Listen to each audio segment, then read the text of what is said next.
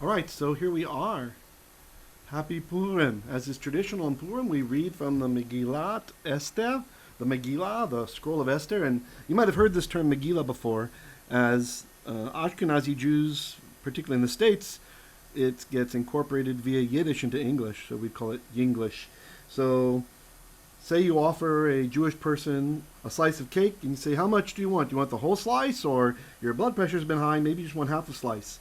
He could respond, I want the whole Megillah, which means all of the cake, right? So it's been used a bit oddly, but it comes from the word from Megillah, which is from galal, to roll, because a scroll is rolled. So the Megillah Esther, it's a roll of the book of Esther. And this is a day when women oftentimes will read from the Megillah in various sects of Judaism. But so let's go. We're supposed to read the whole thing. Let's see how much we can get through in this session, all right? So it starts out, it says, Vahi bimei Achashverosh, hu Achashverosh hamolech, mehodu ve'ad kush, sheva ve'esrim u'me'ah medina. So it came to pass, or it was, in the days of Achashverosh, and by the way, I'm going to read a bit faster than I usually do today. Not too fast, but just because we need to get through a lot. He is the Achashverosh hamolech, who reigned from India all the way to Kush. So that's a large territory, right? That's into Africa, going into Africa. 7 and 20 and 100, so that's 127. Medina, provinces. That's a singular, but it's oftentimes you can do this with a singular, you can treat it kind of as an abstract plural. So province, right? 127 province. Not to be confused with Medina in modern Hebrew, which means state, like the Medinat Yisrael is the state of Israel. But in biblical Hebrew, this means province. Bayamim hahem, keshevet hamelech Achashverosh, al kisei malchuto asher beshushan habira. So in those days, the king Achashverosh, as he was sitting, shevet, upon the kisei, upon the throne of malchuto, of his kingdom, which was at Shushan, that's where his throne was, habira. So habira is both part of the name, and it also gives us the idea of a walled city. It's like it had a wall around it, is what it's telling us. Right, so specifically this word, it can be considered a town or citadel. It comes to us probably from Aramaic, and some expand even to be more than the actual wall itself, an acropolis, right, meaning a walled acropolis. In Judah, in 2 Chronicles, this word is used sometimes to mean fortresses, right? And some even use it to mean temple. So that's it can be part of the name, Shushan Habira, or it can actually be telling us that this is the Shushan to differentiate it from other Shushan, the one which had fortifications, strong fortifications in it. Okay? Continuing on. Bishnat shalosh lemolcho asa mishtei lecho saraiv va'avadaiv. In the 3rd year of his reign, he made a feast. And usually this word mishteh in Hebrew, it does mean feast, but it implies a drinking feast. Like there's lots of drinking as well, which was very normal back then in Persia. Lechol, for all of his all of his sarim, all of his... This word can mean prince, or like officers, high-level rulers, something like this. Va'avadaiv, and also his servants. Cheil, paras, madai, partemeim, v'sarei hamidinot lefanaiv. And here we finally get medinot in the plural. All right. So this is saying cheil. Cheil, this has to do with the military might or the wealth or those that were of the important class, so to speak. All right. And here we have the name paras and madai. So paras, this is kind of this is a little bit of an obscure reference here. It's actually the name of a nation, and it's not a Hebrew word. It comes to us from Old Persian, parsa. Parsa, not to be confused with parsha, the Torah parsha, the portion that we'll read, but parsa. And you can kind of see how paras, it came to mean Persia, right? You can hear how they sound very similar, right? So this was a hallmark word in the Persian Empire. Now, madai has to do with it's named after a hero, one of the sons of Yefeth. And it's actually the top portion of Media. No, not mass media, but the region known as Media. There's a territory that's filled with treacherous terrain, sharp mountains and such in this area. And so that is what madai is. You can kind of see how media came from madai. Okay, let's continue on.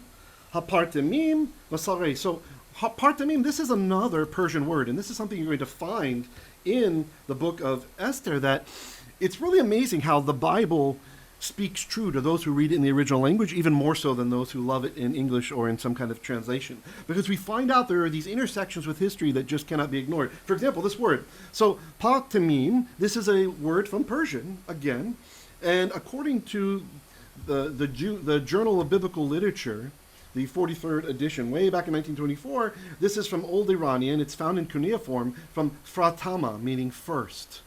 Right? So it's something that means something like first. And so if you think of a person as like the first, then he's an aristocrat, he's a noble, he's someone who's welcome at the Persian court. And so partemeim, these are the aristocrats, right? These are the important people. They're the ones that are going to be present, that have the ear of the king. The sarei hamedinot lefanaiv. And the leaders, the princes of the suburbs came to mind in English, provinces who were before him, right? Meaning the ones who are underneath each particular partim. Verse 4. בהראתו את osher, כבוד מלכותו ואת יקר תפארת, גדולתו, ימים רבים שמונים ומעט יום.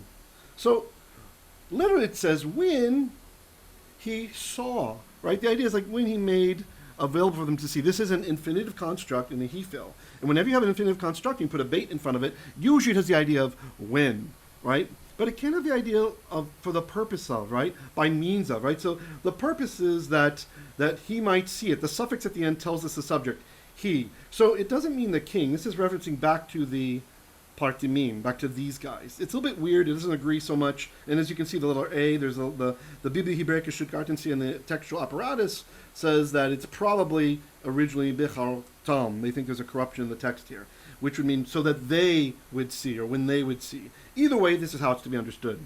What would they see? Et osher. Osher is wealth. The wealth. Kivod, the glory. Oftentimes this word glory or honor, it's very flexible in context. So when you talk about this in terms of kings, if you're at their homestead, well, you're talking about all the gold they have, all the statues they have, the great wine that they have, all the kind of expensive, lavish things, you know, the ivory house that they have, these sorts of things. So the kavod, the osher, the kavod of his kingdom, malchuto, right? Malchut is kingdom, and the O makes it his. The et yakar, and the precious, the idea meaning like precious stones, these sorts of things. Tiferet, of the splendor, gedulato, of his greatness, his gedulah. And it's very interesting, there's a dagish in the lamed there. I'm not quite sure why we would have a strong dagish there. Usually that would not be there in gedulah. So it's interesting. It almost indicates that maybe this is not our usual gedulah. This might be formed from the actual pu'al form of the word. So for me, reading it, speculating, to me, it seems like it's his enormous greatness, right? Because pu'al is an intensive, passive binyan. Yamim rabim, for many days. Shemonim, 80, ume'ah, and 100 yom, 180 days. So almost half of a solar year, this party is going on. Okay, and then verse 5 says, Uvimlot hayamim ha'ele, עשה המלך לכל העם הנמצאים בשושן הבירה למגדול ועד קטן משתה 7 ימים בחצר גינת ביתן המלך. That is a mouthful. Okay, so uvim miloot. So this is from the word malay, like we say Hashem is malay chesed. He's full of grace, full of loving kindness, full of clean loyalty. So and now when the fullness of hayamim, the days, these days, so when it was at an end, when it had come to an end, Asa the king did for all of the people who were found in Shushan Habira, for the great, from the great, this kind of, it stacks up prepositions here, le, mi, gadol. This is actually kind of a Phoenician characteristic when we see prepositions just being stacked up. And Phoenician is a Semitic language, so sometimes it influences the writers. So to stack it up, this was kind of a borrowing from Phoenician style.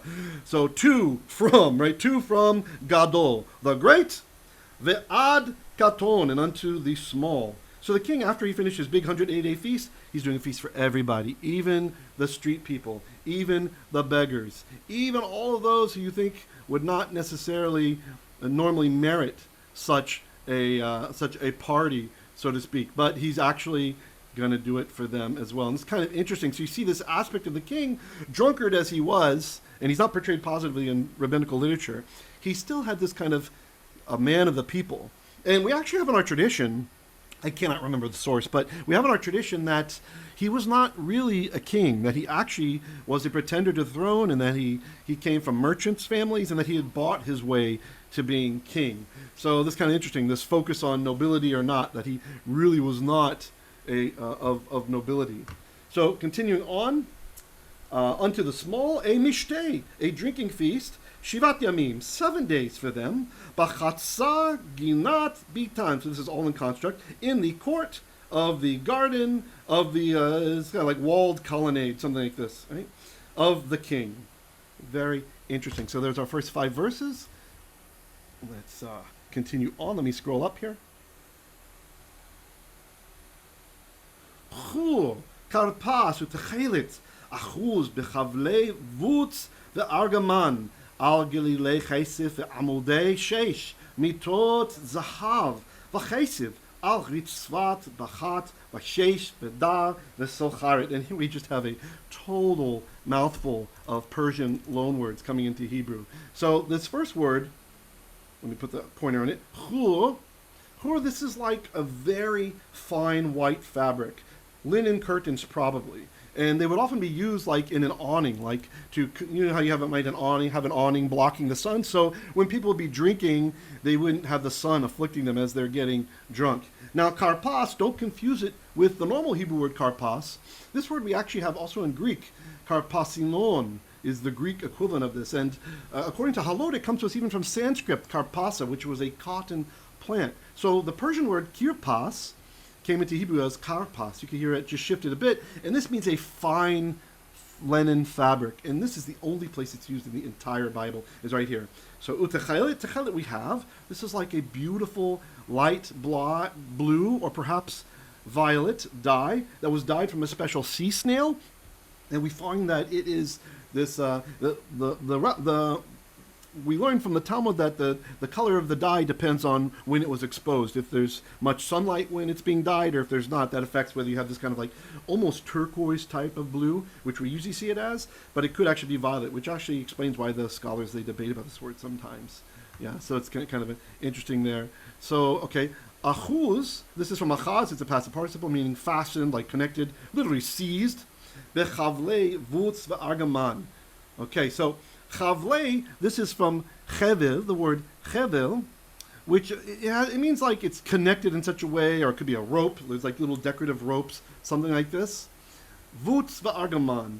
So let's just have a note on this saying that it's probably hendiatus. So argaman is purple, by the way. So fine white linen, and here it's combined with argaman, so it means something like fine purple linen, right? So we have boots, which is the fine linen, and then argaman. Notice the Persians, we have 3 different words that have dealt with linen. We had chutz, karpas, and boots, kirpas from Persian. Al gililei chaisif. So Gililei, this is actually from Galil, and this is where we get the word Galilee. It's like Galil, it's like the region, right? It's a defined region. However, in coming to us, coming to us in this context has to do with like the round rod or ring, right? So you have like the ropes. We said that it was achuz. It was fastened by ropes of fine purple linen through some kind of cylinder type thing, right? These cylinders of chesif, of silver, the amodei shesh, and pillars of shesh. So shesh, this is an Egyptian word which came into Hebrew, and shesh, it can mean a couple of different things. It's really like a very bright, usually white stone. In English, we usually call this alabaster, right? So it's something like alabaster. Mitot zahav. So mitot, this word is questioned by the text. It might actually be an alternate spelling. So the textual apparatus, the critical apparatus is telling us it's probably be mitot, but for some reason the scribe wrote it this way, or u mitot, right? So a mita is a decorative ivory stick. It's something like this. Like, usually it means just bed, right? But in this context, when you're talking about all the beautiful things connected, it's it's like a frame with ivory around it, right? Or it could be a stick that's fashioned out from ivory. It's kind of hard to get some of these things down. And then with gold, v'chesef, and silver, al ritzpat, with gold and silver covering or together with a ritzfa. And usually we'd expect it to be ritzpa, but you see we have the meteg there. There's a meteg, so this indicates that this schwa will be vocalized, even though it's a short vowel. So ritzfat, right? So this actually is something like a different things that come together to form a floor, right? So like a mosaic, or it's usually made of semi-precious stones, right? Not super expensive because people are walking on it, but nevertheless. And this word bahat, where I lost my place, bahat. This is a precious stone. Some say it's atite. So again, there's a lot of stuff here with precious stones and the such. Vashesh, and again with alabaster. Vidar, vasocharet. So socharet would actually be socheret. It's in pause right here, so it's getting special accent, and that's what changes the pronunciation. So dar is a pavement, a special kind of pearl-like pavement. Maybe this is like mother of pearl or one of those things that was used in royal palaces. And socheret, this is like a tortoise shell or something like this. It's a mineral, according to Halot, that was used together with other stones in a costly mosaic floor. So I've seen this defined in places to mean tortoise shell, whatever that is. All right, verse 7.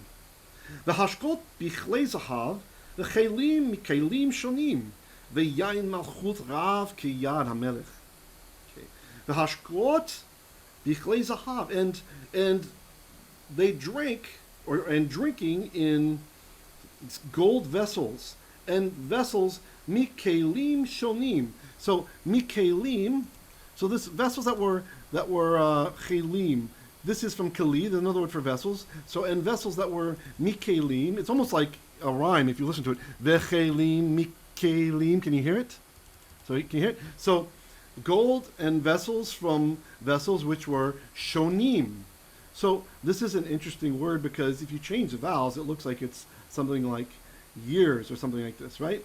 So it's really saying that they've been somehow altered to be beautified, right? So these vessels are something that is a lot better. It's different from the other vessels that they're using. Is really what's being emphasized here. That shonim is different. V'yein malchut rav, and wine of the kingdom in abundance. Kiyad hamelech, as is in the hand of the king. So we're getting special instruction here that the vessels that were used by those in attendance were the same that the king would use himself. Okay. Verse 8. V'ashtiach khadat ein ones ki chein yisad hamelech al kol rav beto la'asot kirtzon ish vayish. Okay. Hashitiyah. This is like the drinking, right? The drinking that's occurring, right? So the time of drinking, the manner of drinking, anything related to the drinking that's happening was khadat. This is meaning it's a bit more serious. So dot is like a rule or regulation, right? So the time, manner of regulation for the drinking, ein ones. So this is from anas, which means something like to force into order, to not really to oppress, but like to force, to compel, something like that. So saying that there was no compelling when they would drink. They would drink when they liked in these 180 days. It went on and on and on. For in such a manner the king had established, and we have to apply it, al kol rav, upon all of the great ones, the great beto of his house. La'asot, to do kirtzon, according to the will, the desire, ish va'ish. This means how any man wanted, ish va'ish, man and man, but just meaning however they wanted to do it, that's how it was going to happen. Okay, verse 9. Gam Vashti hamalka aseta mishtei nashim, beit hamalchut asher hamelech Achashverosh. Also, Vashti, you see it's in gray there, this is telling us it's a proper name, the queen, she made a drinking feast of women, like for women, in the household of the kingdom which belonged to the king Achashverosh. Verse 10, Bayom HaShevi'i ketov lev HaMelech bayayin amar limhuman bista, I should say actually, bistha harvuna bigtha v'avagtha zethar the karpas. So these are all names, right? So that's why we're doing the tav with the th sound. Shivat hasarisim hameshartim et bnei hamelech Achashverosh. Okay, so in the seventh day, when the king was good-minded, right? Literally, good was the heart of the king, with wine. So he's satiated with wine. He's feeling happy. Said, now all these guys are saying, these are the guys who are saying their names, okay?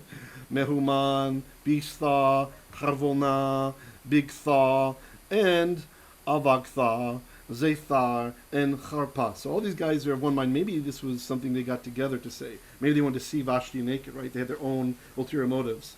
So 7 of the Sarisim. Saris is kind of a strange word because Saris, it means eunuch, according to some lexicons, but it can also mean like an official. Maybe some officials were made eunuchs. We don't know. To make them stronger or something, who knows? But it's kind of a mysterious word, right? So let's just go with officials. Who knows if they're eunuchs or not? Okay, and let's see. Right,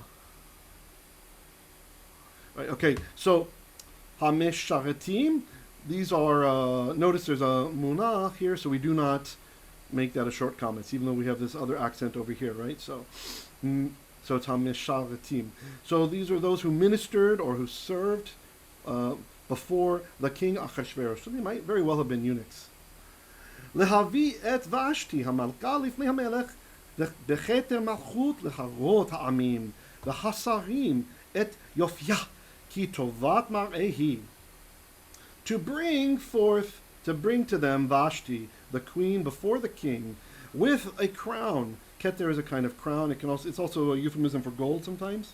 The crown of the kingdom, to be, and even though it says to see or to show, let's just say to show the people, or that the people might see, and the princes might see. So the people and the princes, Yofyah, that's her beauty, for good of appearance was she, right? So she's a looker, right?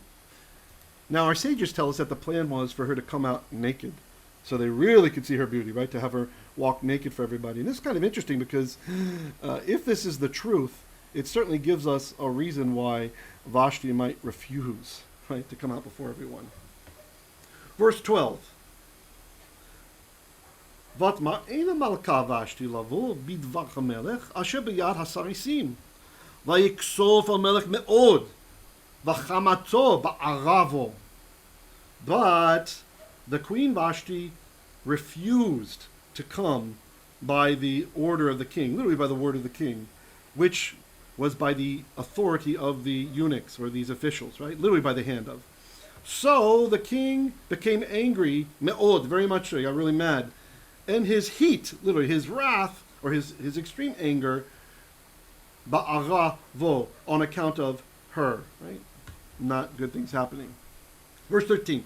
Vayomer hamelech lachachamim yodei ha'itim ki chen devar hamelech lifnei kol yodei dat vadim.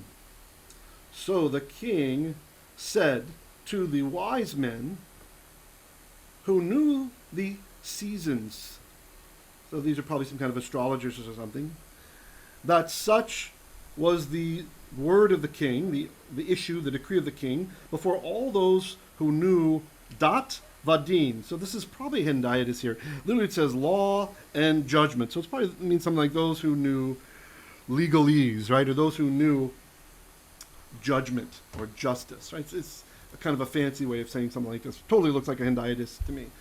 Verse 13. Vayomer hamelech lachachamim yodei ha'itim ki chen devar hamelech lifnei kol yodei. Okay, I just read that line. I'm sorry. I thought it looked the same, but sometimes the Bible repeats. Verse 14. The hakarov eliv. Now then they're approached unto him. Now we have a bunch of names. He's in gray. Okay, so we've got Tarshana, Shethar, Admatha, Tharshish, Meres, Marsena, Memuchan, all these weird Persian names. Shivat Sarei, Paras, Madai, רואי פני המלך היושבים ראשונה במלכות. So they're approaching to him, all those names. Shivat Saris, 7 princes, Paras of Persia, Madai, and Medium, that rocky area we talked about. Ro'ei Penei HaMelech, those who would see the face of the king, meaning they're close to him, right? They're used to seeing him. Hayoshavim, those who dwelled, Rishonah, at the first B'malchut, in the kingdom, right? So these are his most trusted advisors. They have been around for a long time, saying that they see the face of the king. They're not just sitting in the outwards of the hall listening to court in session. These are the guys that know what's up. Okay, verse 15. And by the way, if you're falling behind, just pause the video. Right? You can also slow me down. You can slow down the video speed. And, try to read through this. Work through it yourself. Get as much as you can out of it. Verse 15. Khadat ma la'asot b'malka Vashti al asher lo asata et ma amar hamelech Achashverosh biyad ha-sarisim. Okay. So, by the law, or the ordinance, what should be done against Queen Vashti concerning that which should not be done to the mamar. Mamar is a command. It can also mean like a wedding speech, but a command. The command of the king Achashverosh by the authority of the Sarisim, the eunuchs or the officials. Verse 16.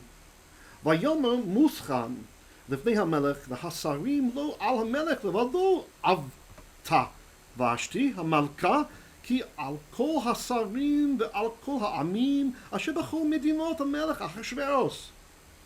So then this guy, Mumchan, he said before the king and the princes, it is not, I'm going to have to say only, although that's not in the text, against the king. Well, here's our only, the Vodo himself. So probably not only against the king, Avata. So this Avata is like to wrong somebody, right? That Vashti has wronged, the queen, Vashti the queen has wronged, but also against the princes and against all of the peoples who are in all of the provinces of the king Achashverosh. So the idea is it's bad, she's going to be a bad example, right? And what are other women going to do? They're going to raise up and they're going to not walk naked in front of those who tell them to. Verse 17. כי יצא דבר המלכה על כל הנשים לחבזות בעליהן בעיניהם. באומרם המלך אחשוורוש אמר להביא את ושתי המלכה לפני ולא באה. For דבר המלכה, the thing that the queen has done is really what they're saying. Don't confuse it as the word of the queen. She's not sending out a message to people. This is more like the thing that happened. The incident of the queen, let's say. The incident of the queen will go out, right? With all of the women, lehavzot, to despise, from the word bazah, against their husbands in their eyes, when they say the king Achashverosh said to come and for Vashti the queen to come before him, but she did not come. Right? Verse 18. V'hayom hazeh tomarna שרות פרס ומדי אשר שמעו את דבר המלכה וכל שרי המלך וכדי בזיון וקצף. Woohoo! Things are heating up. Bad Vashti. And so let's see. So it says, V'hayom hazeh, now this very day, Tamarna, Sarot, the princesses are saying, so note this is imperfect, this can be a present tense. So since it's not will say because it's Hayom Hazeh, it's this day, it's happening. It's not Hayom Machar, right? It's not tomorrow, right? It's this very day. The princesses are saying, the princesses of Persia and Madi are saying that which they heard, the thing of the queen, the incident of the queen. They're repeating it to all the princes of the king. Right? Meaning like all of those who are subjects to him, who are princes, they're hearing this in their ears from the wives of the others. If Vashti doesn't have to do what her king says, then why do I have to do what you say? You're not even king, right? Uchedai bizayon vakatzef. And it is die. Die is like enough. It is as enough. Bizayon, so bizayon, this is a very rare word. It's only one time in the whole Bible. It means contempt. And we know it's this word from Jewish Aramaic. We have a similar word, bizolna. It occurs a lot in Jewish Aramaic. So it's the contempt and wrath. She's breaking the peace, guys. Verse 19. Im ala melech tov yetzi devar malchut milfanaiv vayichatev b'dafte paras umadai v'lo ya'avor asher lo tavo vashti lifnei hamelech achashverosh u'malchuta yiten hamelech leruilta hatova mimena. If it is concerning the king good that the instant that an edict of the kingdom shall go out, yetze milfanai, from before him, again another Phoenicianism, v'katev, then let it be written. This is probably with just of force from katav.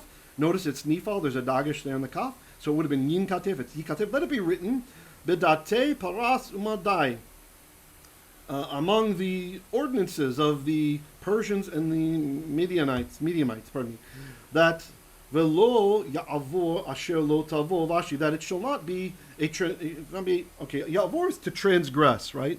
To cross over, but the idea is to cross over beyond the bounds of the datim, right, of the laws, the ordinances.